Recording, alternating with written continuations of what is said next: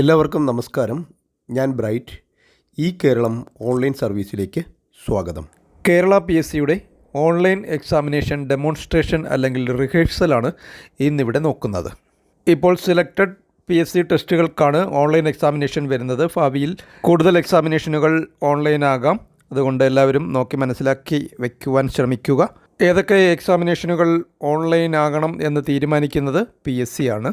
PSCയുമായി ബന്ധപ്പെട്ട് one time registration, document uploading, അതുപോലെ തന്നെ ഡിപ്പാർട്ട്മെൻറ്റ് വൺ ടൈം രജിസ്ട്രേഷൻ തുടങ്ങിയ വീഡിയോകളൊക്കെ ലഭ്യമാണ്. ഇവയൊക്കെ PSC എന്ന പ്ലേലിസ്റ്റിൽ ക്രമീകരിച്ചിട്ടുണ്ട്.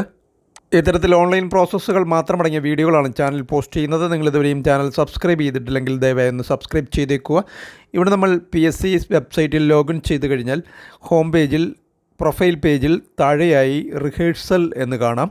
അവിടെ റിഹേഴ്സലിൽ പ്രസ് ചെയ്ത് മുന്നോട്ട് പോയി കഴിഞ്ഞാൽ welcome to the online examination rehearsal module എന്ന് കാണാം. കണ്ടീഷൻസ് വായിച്ച് നോക്കാവുന്നതാണ്. താഴെ വന്ന് ചെക്ക് ബോക്സിൽ ടിക്ക് മാർക്ക് വരുത്തി കണ്ടിന്യൂ കൊടുക്കുകയാണ് ചെയ്യേണ്ടുന്നത്. നിങ്ങൾക്കിത് എനേബിൾ ആയിട്ടുണ്ടെങ്കിൽ ചെയ്ത് നോക്കാവുന്നതാണ്. തുടർന്ന് വരുന്ന പേജിൽ വീണ്ടും കണ്ടീഷൻസ്, ക്വസ്റ്റ്യൻസ്, ആൻസർ ചെയ്യേണ്ട രീതികളൊക്കെ ഇവിടെ കൊടുത്തിട്ടുണ്ട്. 15 മിനിറ്റ് ദൈർഘ്യമുള്ള മോഡൽ എക്സാമിനേഷനാണിത്. 20 ക്വസ്റ്റ്യൻസ് ഉണ്ടാകും. സാധാരണ 20 ക്വസ്റ്റ്യൻ അല്ല, 100 ക്വസ്റ്റ്യൻസും 1.5 മണിക്കൂറും ഒക്കെ ആയിരിക്കും ഉണ്ടാവുക. ഇതൊരു റിഹേഴ്സലാണ്. മൗസൊക്കെ എങ്ങനെ പിടിച്ച് എങ്ങനെ ഇത് ആൻസർ ചെയ്യാമെന്ന് ഉള്ളതിൻ്റെ ഒരു ടെസ്റ്റിംഗ് ആണ്. അതുകൊണ്ടാണ് 20 ക്വസ്റ്റ്യൻസ് കൊടുത്തിരിക്കുന്നത്. പക്ഷേ നിങ്ങൾ ഓൺലൈൻ എക്സാമിനേഷന് പങ്കെടുക്കുമ്പോൾ നിങ്ങളുടെ പ്രൊഫൈലിൽ നിന്നായിരിക്കത്തില്ല ഈ എക്സാമിനേഷൻ മൊഡ്യൂളിലേക്ക് കടക്കുന്നത്. അവിടെ അതിന് പ്രത്യേകം സിസ്റ്റം സെറ്റ് ചെയ്ത് വച്ചിട്ടുണ്ടായിരിക്കും. കണ്ടീഷൻസൊക്കെ വായിച്ച് നോക്കിയതിന് ശേഷം താഴെ നമുക്ക് എക്സാമിനേഷൻ സ്റ്റാർട്ട് ചെയ്യുന്നതിനായിട്ട് സ്റ്റാർട്ട് ദ എക്സാമിനേഷൻ എന്ന ലിങ്ക് ഉണ്ട്. അവിടെ പ്രസ് ചെയ്ത് മുന്നോട്ട് പോയാൽ നമ്മൾ എക്സാമിനേഷൻ പേജിലേക്ക് കടക്കുന്നതാണ്. ഇവിടെ മുതൽ കൗണ്ട് ഡൗൺ ആരംഭിക്കുന്നതാണ്. വലത് സൈഡിൽ ടൈം ലെഫ്റ്റ് എന്നുള്ളത് 15 മിനിറ്റിൽ എത്ര മിനിറ്റ് ബാലൻസ് ഉണ്ടെന്ന് അവിടെ കാണിക്കുന്നതാണ്. തൊട്ട് മുകളിൽ രജിസ്ട്രേഷൻ നമ്പർ വന്നിട്ടുണ്ടാകും. തൊട്ട് വലത് സൈഡിലായിട്ടൊരു ലോഗൗട്ടിൻ്റെ ബട്ടൺ ഉണ്ട്. ഒരു കാരണവശാലും ആ ലോഗൗട്ട് ബട്ടണിൽ പ്രസ് ചെയ്യരുത്. സെൻറ്റർ ഭാഗത്തായിട്ട് കാറ്റഗറി കോഡ് കൊടുത്തിട്ടുണ്ട്. ഏത് ഏത് കാറ്റഗറിക്കാണ് നിങ്ങൾ എക്സാമിനേഷൻ എഴുതുന്നതെന്ന് അവിടെ കൊടുത്തിട്ടുണ്ടായിരിക്കും. 214/2026 ആണെങ്കിൽ അങ്ങനെ.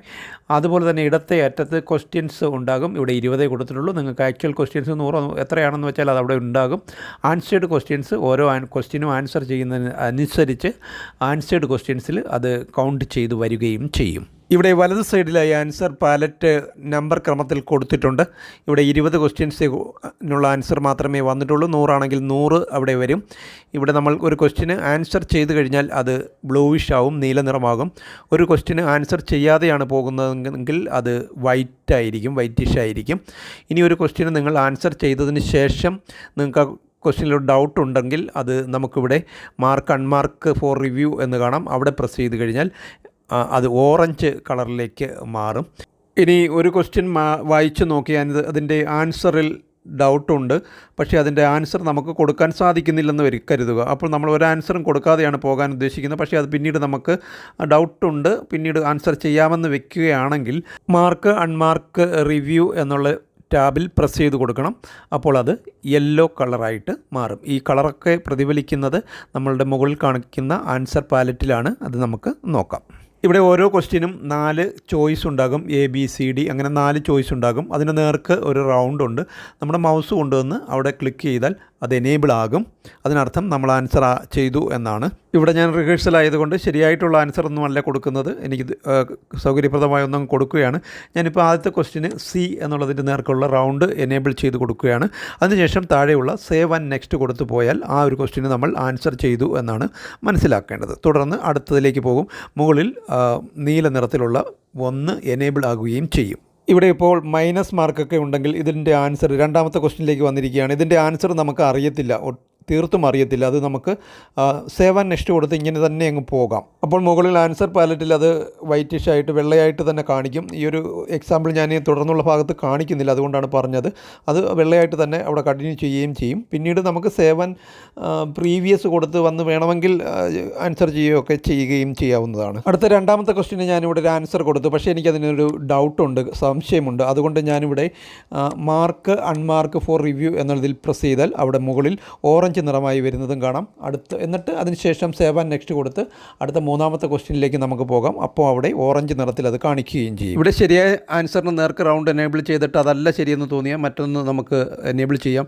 അതല്ലെങ്കിൽ ഇവിടെ ക്ലിയർ റെസ്പോൺസ് ഉണ്ടെന്നുണ്ട് താഴെ, അതിൽ പ്രസ് ചെയ്താൽ മൊത്തത്തിൽ ക്ലിയറായി വരും. പിന്നീട് നമുക്ക് കൊടുക്കുകയും ഒക്കെ ചെയ്യാവുന്നതാണ്. ക്ലിയർ റെസ്പോൺസ് എന്ന് കൊടുത്താൽ മൊത്തത്തിലല്ല ക്ലിയർ ആവുന്ന ഈ ഒരൊറ്റ ആൻസറിന്. ഇപ്പോൾ അഞ്ചാമത്തെ ക്വസ്റ്റ്യനാണ് നിങ്ങൾ ക്ലിയർ റെസ്പോൺസ് എന്ന് ആൻസർ കൊടുത്തതിന് ശേഷം കൊടുക്കുന്നതെങ്കിൽ ആ അഞ്ചാമത്തെ ക്വസ്റ്റ്യൻ മാത്രമേ മൊത്തത്തിൽ ക്ലിയർ ആകുകയുള്ളൂ. അതുപോലെ ഇടയ്ക്ക് നമുക്ക് ഇതിപ്പോൾ അവസാനം ചെയ്യുന്നതായിരിക്കും നല്ലത്. ഇപ്പോൾ രണ്ടാമത്തെ ക്വസ്റ്റ്യൻ ഓറഞ്ച് കാണിക്കുകയാണല്ലോ, അതിലൊന്ന് പ്രസ് ചെയ്ത് കഴിഞ്ഞാൽ ആ രണ്ടാമത്തെ ക്വസ്റ്റ്യനിലേക്ക് തന്നെ പോകും. ഇതുപോലെ ഓരോന്നിലേക്കും നമുക്ക് പോകാൻ സാധിക്കും. ആ രണ്ടാമത്തെ ക്വസ്റ്റ്യനിൽ പ്രസ് ചെയ്ത് അതിലേക്ക് വന്നതിന് ശേഷം നമുക്കവിടെ ശരിയായിട്ട് തോന്നിയത് മറ്റൊരു ആൻസർ ആണെങ്കിൽ അത് കൊടുത്ത് സേവ് ആൻഡ് നെക്സ്റ്റ് കൊടുത്ത് പോകാം. അതിനുശേഷം ആ രണ്ടാമത്തെ ക്വസ്റ്റ്യൻ ആൻസർ ചെയ്തതിന് ശേഷം ശരിയായിട്ടുള്ള കൊടുത്തതിന് ശേഷം നമുക്ക് മാർക്ക് അൺമാർക്ക് ഫോർ റിവ്യൂവിൽ പ്രസ് ചെയ്താൽ ആ ഓറഞ്ച് കളർ മാറി നീല നിറത്തിൽ വരികയും ചെയ്യും. ഞാനതിവിടെ കാണിച്ചിട്ടില്ല, അങ്ങനെ വരികയും ചെയ്യും. പക്ഷേ ഇവിടെ ഓർത്തിരിക്കേണ്ട മറ്റൊരു പ്രധാനപ്പെട്ട കാര്യമുണ്ട്. ഇപ്പോൾ ഓറഞ്ച് നിറത്തിൽ നിങ്ങൾ റിവ്യൂ കൊടുത്ത് പോവുകയാണെങ്കിലും ഒരു ക്വസ്റ്റ്യൻ ആൻസർ രേഖപ്പെടുത്തിയിട്ടുണ്ടെങ്കിൽ അത് PSCയുടെ ഡേറ്റാബേസിൽ അത് ആൻസർ ചെയ്തതായിട്ട് തന്നെ കണക്കാക്കും.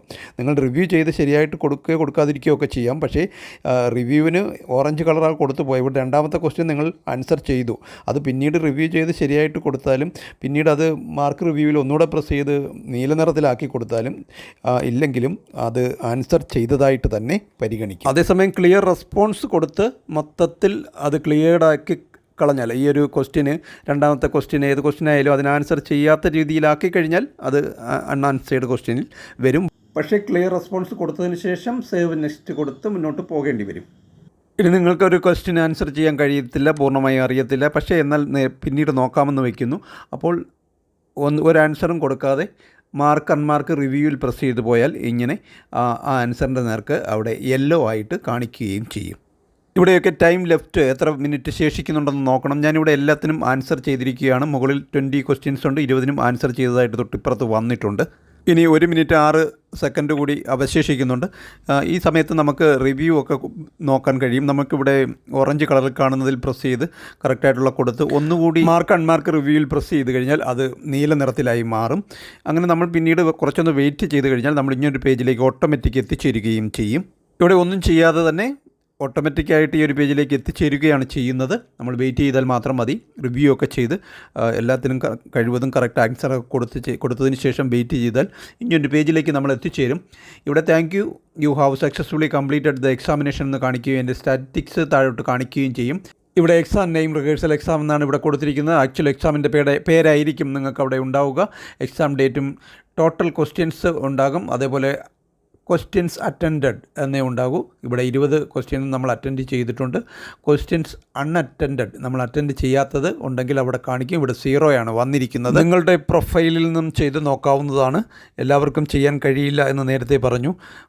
ഓൺലൈൻ എക്സാമിനേഷൻ്റെ ഹോൾ ടിക്കറ്റൊക്കെ വന്നിട്ടുള്ളവർക്കായിരിക്കും ഇങ്ങനെ ചെയ്യുവാനുള്ള ലിങ്ക് റിഹേഴ്സൽ ലിങ്ക് എനേബിൾ ആയിട്ടുള്ള ഉണ്ടാവുക. ഇതോടെ ഈ ഒരു വീഡിയോ ഇവിടെ പൂർണ്ണമാവുകയാണ്. Thank you for watching video.